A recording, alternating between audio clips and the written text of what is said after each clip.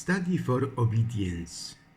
Dear brothers and sisters, the new work from the Granta, young British novelist, compels with macabre story and free narrative style. A series of gruesome events permeates Study for Obedience by Sarah Bernstein, modernist author. So, an outcast turns the tables on Twitter, on LinkedIn, and on WhatsApp. Study for Obedience is the second novel by Sarah Bernstein, who was listed as one of the Granta Best of Young British Novelists earlier this year. The book's narrator moves from the city to the countryside to help her recently divorced brother. As she puts down roots in the place and tries to please to townspeople, a lot of strange things happen. The animals die or go mad, the dog has an imaginary pregnancy, and this again shows the more pagan side of the townspeople, and we start to enter the weaker area. That an atmosphere of dread, surfacing violence, and the uncanny permeates this remarkable novel, palpable even in its opening sentences. It was the year the sow eradicated her piglets. It was a swift and menacing time. Bernstein denies us the reassuring signpost of place or character names. We are lost in time and space, discovering only that the Jewish woman narrator has arrived somewhere remote to care for her older, financially successful brother.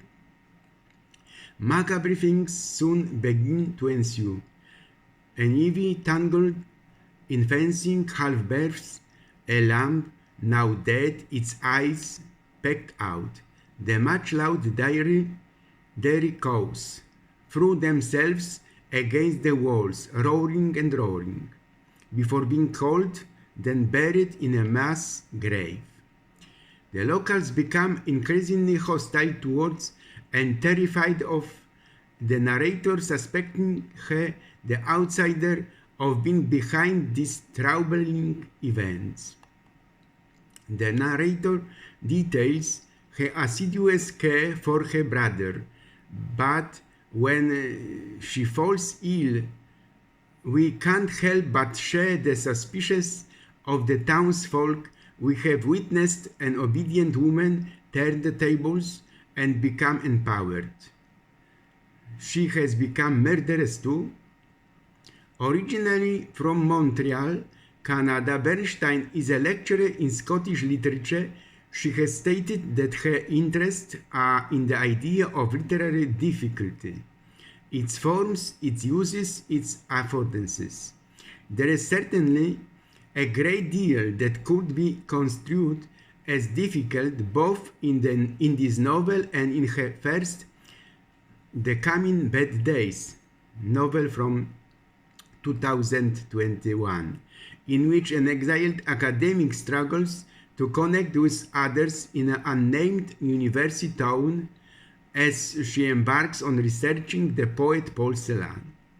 Both novels, we imagine, feature and frustratingly unknowable female narrator, minimal plot, moments of absurd comedy, a predilection for multi-clause sentences and paragraphs that span pages.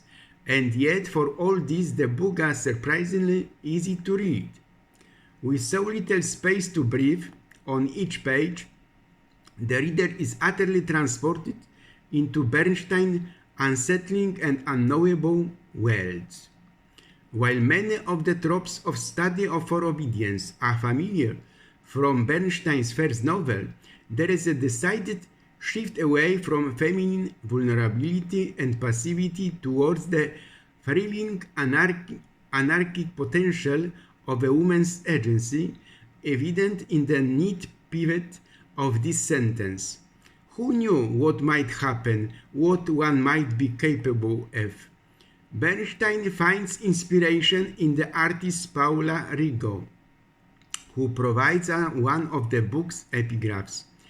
I can turn the tables and do as I want. I can make women stronger. I can make them obedient and murderous at the same time. Study for obedience interrogates society's hostility towards outsiders. But the true difficulty of this compelling book lies in its uncomfortable suggestion that when an outcast gains agency, this agency may not be used for society's good. I am always impressed by Bernstein writing. You imagine, on a word-by-word, sentence-by-sentence level, it is astonishingly structured, while the vagueness of the plot will be off-putting to some readers. I found that it helps Bernstein build atmosphere. In a story about an outsider living in an isolated community with strong overtones of religious persecution and unconventional relationship between family members and the outside world, this seemed like an advantage. It's not a perfect read, but it's thought-provoking, nominated for the Booker Prize 2023. A Study in Obedience is a deceptively complex novel. It may be less than 200 pages long and consists of short but full sentences, but there is plenty to tear out. It's a book that has countless meanings. So here's what I got out of it. I saw the obedience study as an exploration of language. This is mentioned many times throughout the book, even mentioned in the epigraph. The narrator's main problem is her inability to communicate and use language in such a way that these people understand her. That is why she is blamed for all the strange happenings. Judging by the long-winded way she writes, I get the impression that her way of communicating is off the mark. Wittgenstein once said that what one cannot speak of, one must keep silent about. And this has a role to play in the book, namely when the narrator's brother leaves her on a business trip and then returns after finishing the book. In fact, when the narrator falls silent, she starts to get alone, only to ruin everything with the ending of the book.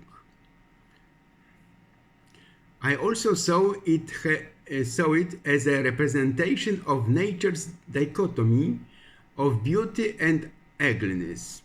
Among the lush descriptions of the fields, the brutality of nature is still present. There is one scene where the narrator watches a rabbit being torn to pieces by a bird of prey or duckling being carried away by carnivorous birds. This change can also be seen in the villagers.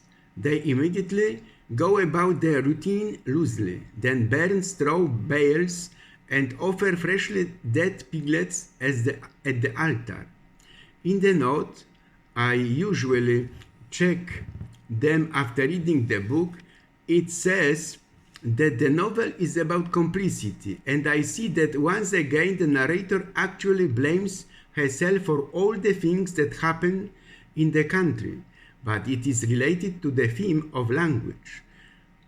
As I said, in this case it goes hand in hand. Needless to say, as I've already hinted, the lyrics are phenomenal. I am very attracted to verbosity, and this short book is full of twisted sentences that repeatedly wander into the realm of poetry. Alliteration, accurate descriptions of nature. Since this is a book about language, the voice of narration used is proof of how far you can go. The Study of Obedience is not a book to be read once. If this is what I inferred from the first reading, then I am sure that subsequent readings will yield even more interpretations. if not entirely different from those I have written now.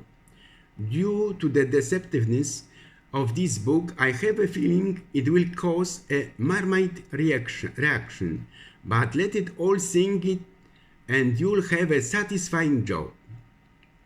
Told by a narrator who I thought was unbelievable. She gave many details, but some of them were very strange. She certainly had her own worldview, quite a peculiar sight.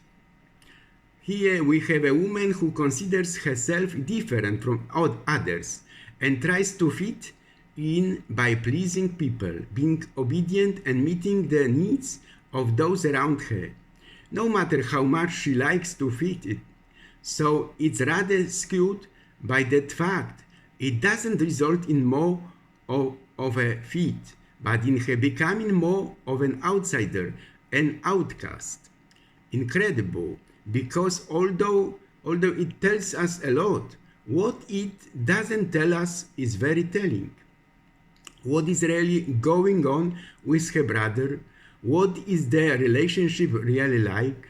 Why does he say so firmly that